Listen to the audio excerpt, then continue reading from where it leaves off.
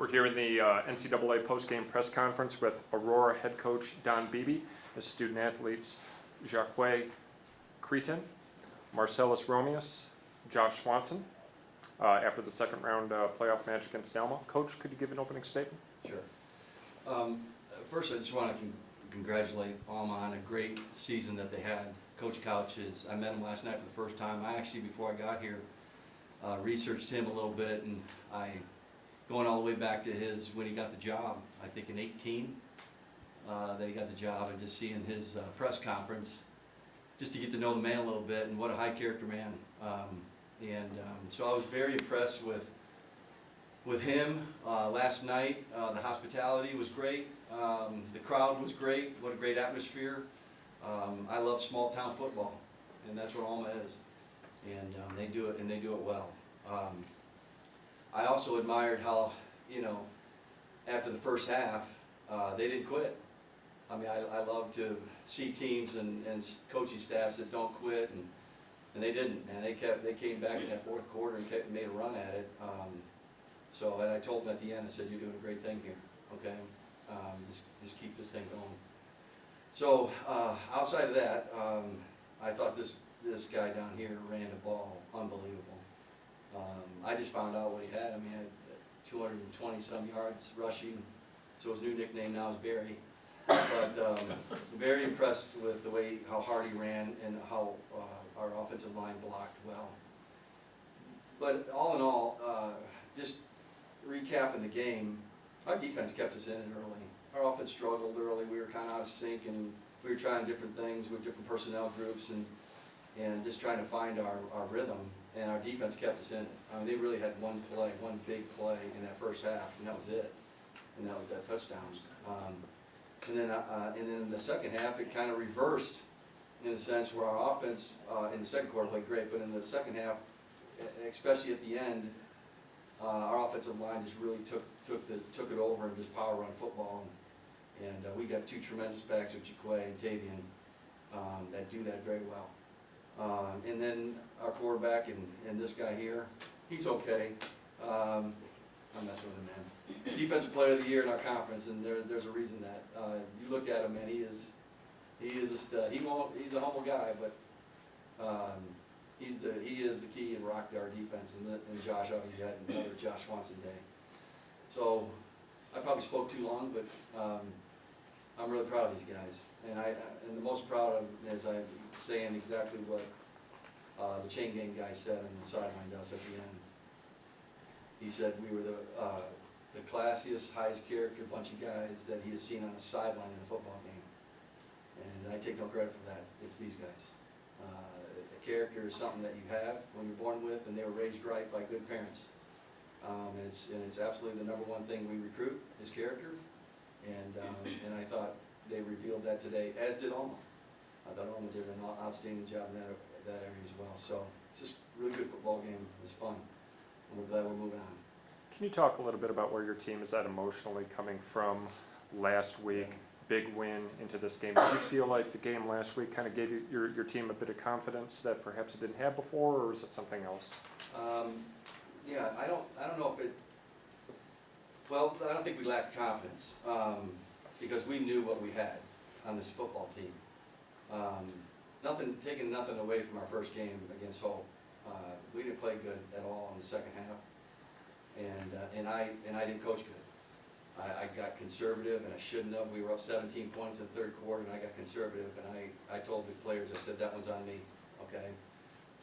And then since then, we've just been on a roll in all phases. I think our special teams played really well too today as well.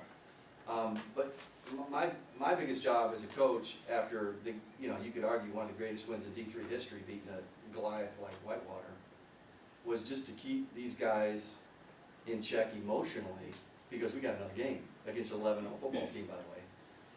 And we did that. And our word this week and the last 2 weeks is believe. We got to believe. If you don't believe, then why are we getting on that bus? So we got to believe. And so they believed against Whitewater. They believed against Alma. And whoever's next on the road, we're just going to keep believing. Because I think the talent-wise, we certainly have the talent to be able to do that. But you got to believe on every down. Question for Marcellus. Alma came into this game, high-scoring offense. You're able to hold them to 6 in the first half. What were you trying to do out there, and how did it lead to success? I'll say pretty much we're just trying to stay together as a team, and we're really trying to stop the run, and that was really our main focus. So pretty sure we just came out ready to go, locked in and focused, and we knew if we shut them down in the run game and kind of get them one-dimensional, that we can take this game away. A question for the two offensive players. How much easier it is for you to do your jobs when your offensive line is playing the way that it did? Your coach mentioned it a while ago. Seemed to be that your offensive line had a great game. Oh, you take it. You're a 200 today. I'll just say we have the best O-line in the nation. I mean, there's no way around that. All of our linemen are like 6'3" and above. Piss ants, so to say, coach. And yeah, we really just work hard. I mean, you have all four of the combination, which is a quarterback that can throw, a great line, and wide receivers and a running back. You know, it's kind of hard to really stop that. So, with that being said, I would advise y'all to do y'all job. Same question for you, Josh? Yeah. It seemed like you had as much time as you needed in the pocket. Yeah. I mean, it makes my job a lot easier when I know, and I have the confidence that I do in the five guys. I mean, they're playmakers, and although they don't show up on the stat sheet or they don't get the accreditation of being able to do post-game interviews or whatever, they are the heart and soul of our offense, and they make us successful in what we do. And Coach Beebe's talked about it before. It's really hard as an offensive line to be good at both run game and pass game. A lot of times you see teams who are really good at run because they get downhill, but they're not as great in the pass game. And our line, I mean, they're so talented. All five of those guys can do so much on each facet of the game, and we've got tight ends too who are just as good in the run game and pass game. So it's a blessing to be able to play with those guys. Yeah, question for all three of the guys here. You guys are coming off last week's game against a really big, really physical football team, and then you come into this week's game knowing you're going to play another team that hits hard, and they play a very physical brand of football. How do you guys, what was your mindset kind of knowing you had to kind of quickly recover from the Whitewater game and turn around and play a physical football team again?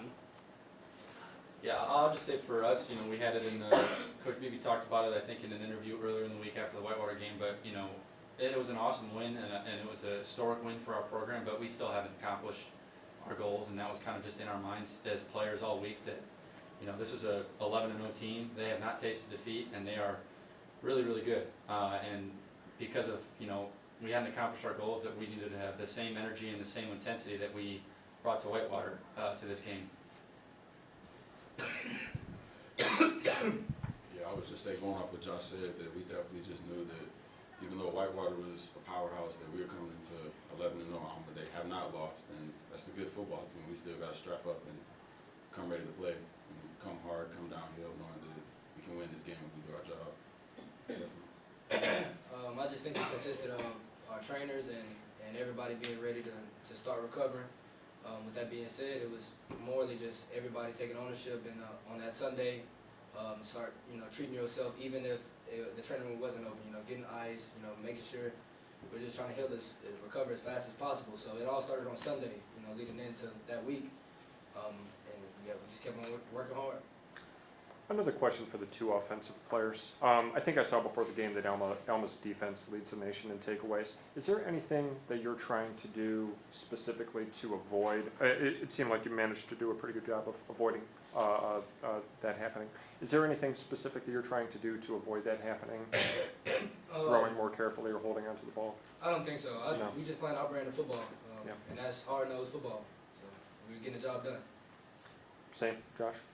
Yeah, there wasn't anything, in our game plan that I would say that was specifically worried about their ability to take the ball away.